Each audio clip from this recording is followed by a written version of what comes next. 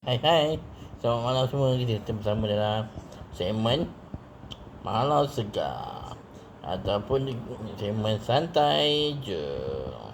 Kita di uh, mana dunia RC Auto City. Dan kita di workshop uh,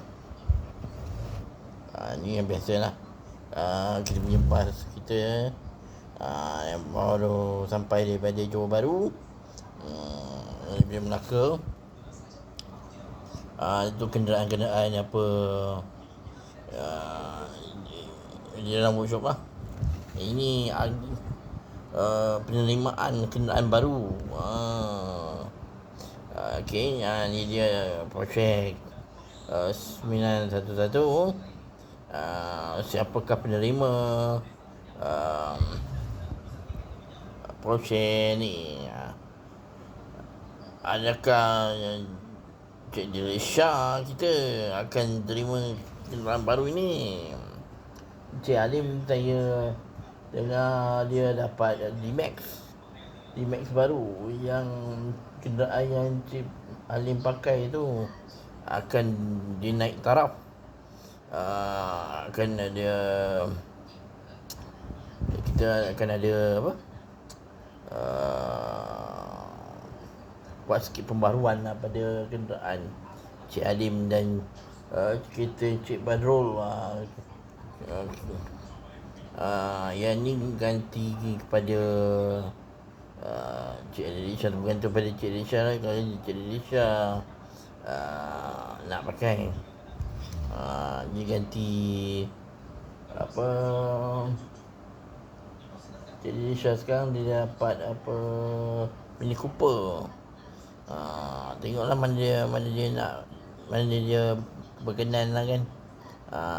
Ini kita memberi pilihan kepada mereka untuk upgrade kenderaan daripada Mini Cooper kepada Porsche. Kereta Cik Badrul kita iaitu BMW i8 ini kita akan upgrade, dan juga Cik punya juga akan di-upgrade. Dan Cik Alim dapat D-Max, dan Cik Badrul dapat Honda CB Type R FL5. Ni Cik Delisha punya kenderaan. Itu dia buat masa ni kenderaan-kenderaan yang agak upgrade ni sama ada akan diberi kepada pegawai-pegawai baru ke. Tengoklah nanti tengok pada boleh bicara dunia RC. Adakah dia akan bagi sewa juga ke, ataupun dia akan bagi kepada bos baru ke, sebagai kata satu penghargaan. Sebenarnya dia bukan satu keistimewaan. Dia bagi satu keistimewaan kepada pengarah untuk bekerja lebih tekun, lebih kata lebih berdaya saing lagi, dan berintegriti. Yang itulah satu keistimewaan di dunia RC. Walaupun dia sebagai rakan niaga, tapi mendapat juga profit sharing itu hasil daripada daripada apa, perniagaan ni. Dapat juga awak merasai oleh ni lah, ketua apa top level lah. Dia bersetuju untuk bagi. Jadi kita akan sampaikan lah.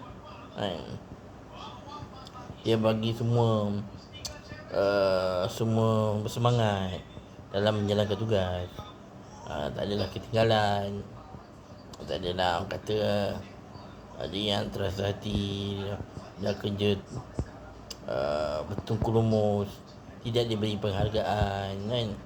Itu satu penghargaan yang kita cuba beri. Yang terbaik dari segi hospitality, kita bagi dari segi apa kata kenderaan untuk pergi ke tempat kerja,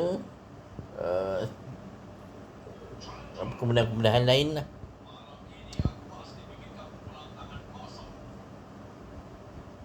Cutian tahunan ke, kita bergantung pada bajet bajet jabatan, bajet syarikat lah. Okey, sampai di sini sajalah liputan kita pada malam ini. Okey, jumpa lagi di esok hari. Bye bye.